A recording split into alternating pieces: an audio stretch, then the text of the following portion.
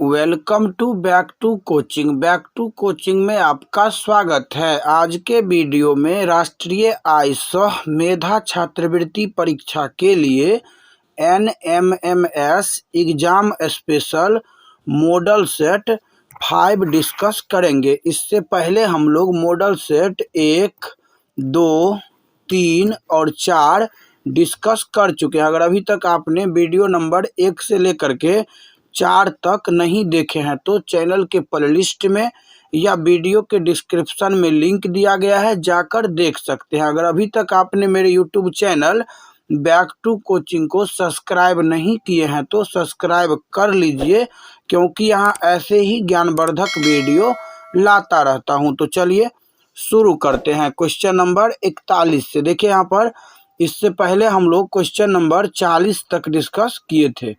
अगला क्वेश्चन 41 दिया गया है, किसके शासनकाल में सहायक संधि लागू हुआ था? ऑप्शन दिया गया है Lord Curzon, Lord Cornwallis, Lord Minto, Lord ब्लेजली। इसका जो सही आंसर होगा वो हो जाएगा विकल्प चौथा, लॉर्ड ब्लेजली। याद रखिएगा, लॉर्ड ब्लेजली के शासनकाल में सहायक संधि लागू हुआ था। किसके शासनकाल में? लॉर्ड ब्लेजली के शासनकाल में सहायक संधि लागू हुआ था। अगला क्वेश्चन दिया गया है क्वेश्चन नंबर 42, किस शासक ने अपनी राजधानी दिल्ली से दौलताबाद स्थानांतरित की थी? ऑप्शन दिया गया है इल्तुतमिश, महमूद गजनवी, बलबन, मोहम्मद तुगलक। इसका जो सही आंसर होगा वो हो जाएगा विकल्प चौथा, मोहम्मद तुगलक। याद रखिएगा, मोहम्मद तुगलक के द्वारा अपनी राजधानी को दिल्ली से दौलताबाद ले जाया गया था। अगला क्वेश्चन दिया गया है क्वेश्चन नंबर 43, दिल्ली के लौह स्तंभ का निर्माण किसके शासनकाल में हुआ था? ऑप्शन दिया गया है समुद्रगुप्त, चंद्रगुप्त द्वितीय, इल्तुतमिश या फिर रजिया। इसका जो सही आंसर होगा वो हो जाएगा विकल्प दूसरा, चंद्रगुप्त द्वितीय। याद रखिएगा, चंद्रगुप्त द्वितीय के द्वारा दिल्ली के लौह स्तंभ का निर्माण करवाया गया था। अगला क्वेश्चन दिया गया है question number 44, grand trunk road, जिसको हम लोग GT रोड के नाम से जानते हैं, GT रोड का निर्माण किसने करवाया? ऑप्शन दिया गया है शेरशाह सूरी, मोहम्मद तुगलक या फिर मोहम्मद गौरी, अलाउद्दीन खिलजी। इसका जो सही आंसर होगा क्वेश्चन नंबर 44 का वो हो जाएगा विकल्प पहला, शेरशाह सूरी। याद रखिएगा, शेरशाह सूरी के द्वारा ग्रैंड ट्रंक रोड यानी कि GT रोड का निर्माण करवाया गया था। किसके द्वारा? तो शेरशाह सूरी के द्वारा। अगला क्वेश्चन दिया गया है क्वेश्चन नंबर 45, जलियांवाला बाग हत्याकांड के लिए उत्तरदायी जनरल ओ डायर को किसने मारा? ऑप्शन दिया गया है उधम सिंह ने, किशन सिंह ने, मोहन सिंह जोश ने या फिर पृथ्वी सिंह आजाद ने। इसका जो सही आंसर होगा क्वेश्चन नंबर 45 का वो हो जाएगा विकल्प पहला, उधम सिंह। याद रखिएगा, जलियांवाला बाग हत्याकांड के लिए उत्तरदायी जनरल ओ डायर को उधम सिंह ने मारा। अगला क्वेश्चन दिया गया है क्वेश्चन नंबर 46, रामकृष्ण मिशन के संस्थापक कौन थे? स्वामी विवेकानंद, रामकृष्ण परमहंस, आचार्य विनोबा भावे या फिर शंकराचार्य। इसका जो सही आंसर होगा वो हो जाएगा विकल्प पहला, स्वामी विवेकानंद। स्वामी विवेकानंद के द्वारा रामकृष्ण मिशन का स्थापना किया गया था। अगला क्वेश्चन दिया गया है क्वेश्चन नंबर 47, महाभारत के रचयिता का नाम है वाल्मीकि, सूरदास, तुलसीदास, वेदव्यास। इसका जो सही आंसर होगा वो हो जाएगा विकल्प चौथा, वेदव्यास। याद रखिएगा, महाभारत के रचयिता वेदव्यास थे। कौन थे? तो वेदव्यास। अगला क्वेश्चन दिया गया है क्वेश्चन नंबर 48, निम्नलिखित में से कौन सी पुस्तक महात्मा गांधी ने लिखी है? अहिंसा परमो धर्म, सोने की चिड़िया, द डिस्कवरी ऑफ इंडिया, मेरे सत्य के प्रयोग। तो इसका जो सही आंसर होगा वो हो जाएगा विकल्प चौथा। क्या होगा? तो विकल्प चौथा, मेरे सत्य के प्रयोग, या फिर इसको ऐसे भी लिखा जाता है कहीं कहीं, सत्य के साथ मेरा प्रयोग। डिस्कवरी ऑफ इंडिया, ये जो है जवाहरलाल JL नेहरू की पुस्तक है। किसकी? तो JL नेहरू की पुस्तक है।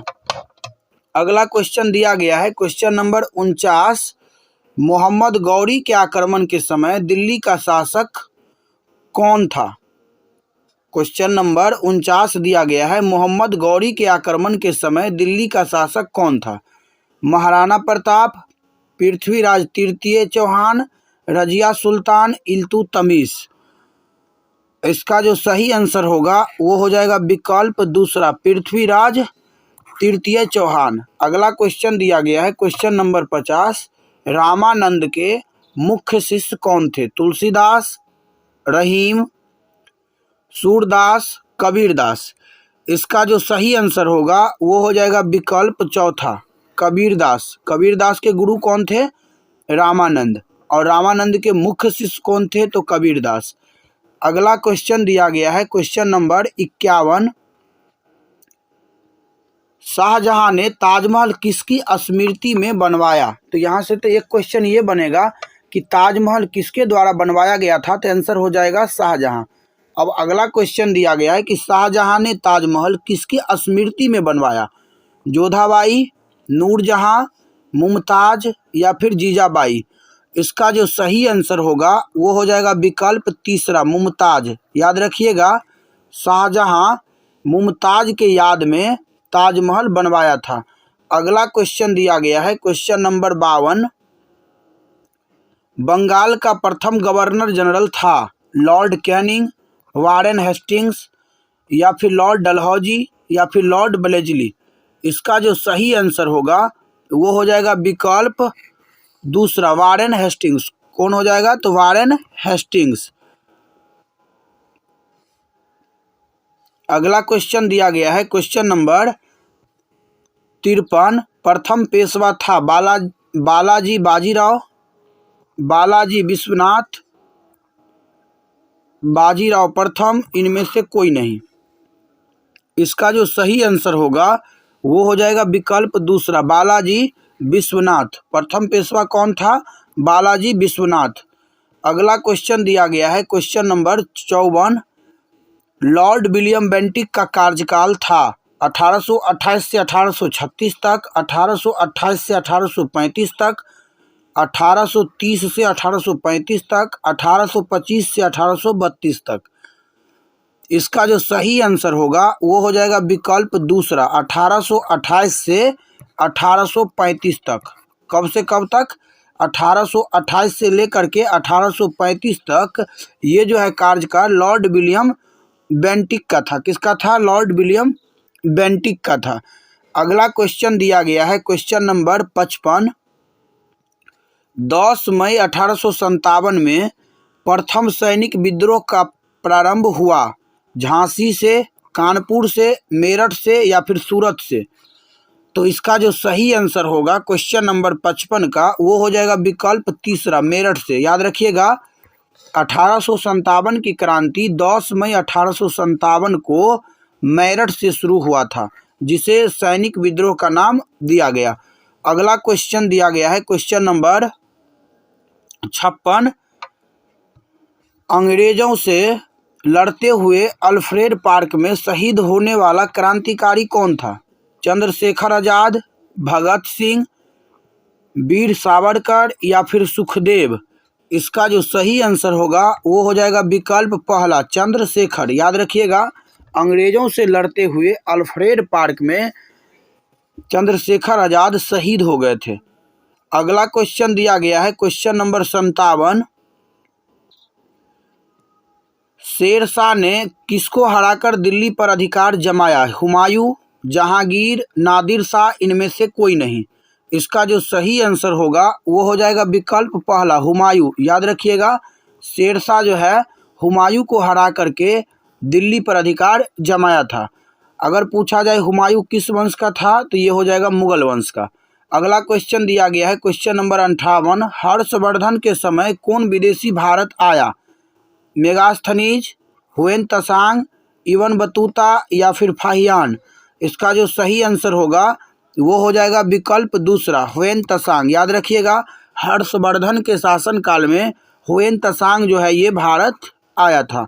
अगला क्वेश्चन दिया गया है क्वेश्चन नंबर 59। मौर्य साम्राज्य के संस्थापक कौन थे? कनिष्क, समुद्रगुप्त, चंद्रगुप्त या इनमें से कोई नहीं। इसका जो सही आंसर होगा वो हो जाएगा विकल्प तीसरा चंद्रगुप्त। याद रखिएगा, मौर्य साम्राज्य के संस्थापक चंद्रगुप्त थे। कौन थे? तो चंद्रगुप्त। अगला क्वेश्चन दिया गया है क्वेश्चन नंबर 60 और ये आज का अंतिम क्वेश्चन है। गुलाम वंश के संस्थापक थे। देखिए यहाँ पर गुलाम वंश के संस्थापक पूछा जा रहा है, यहाँ पर गुलाम वंश के शासक पूछा जा रहा है। गुलाम वंश के शासक थे कुतुबुद्दीन ऐबक, मोहम्मद गौरी, शेरशाह या फिर नादिर शाह।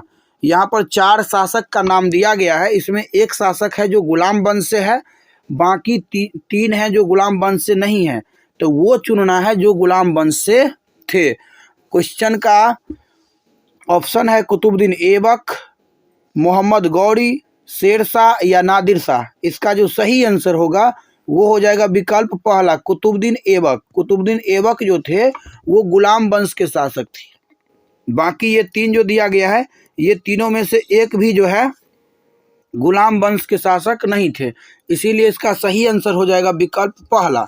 तो आशा करता हूं कि क्वेश्चन नंबर 41 से लेकर के 60 तक आप सभी को समझ में आया होगा। तो वीडियो कैसा लगा कमेंट में ज़रूर बताइएगा। अगर वीडियो पसंद आया हो तो लाइक और शेयर ज़रूर करिएगा। अगर अभी तक चैनल को सब्सक्राइब नहीं किए हैं तो सब्सक्राइब कर लीजिए, क्योंकि यहाँ ऐसे ही ज्ञानवर्धक वीडियो लाता रहता हूँ। तो मिलते हैं अगले वीडियो में, तब तक के लिए जय हिंद, जय भारत।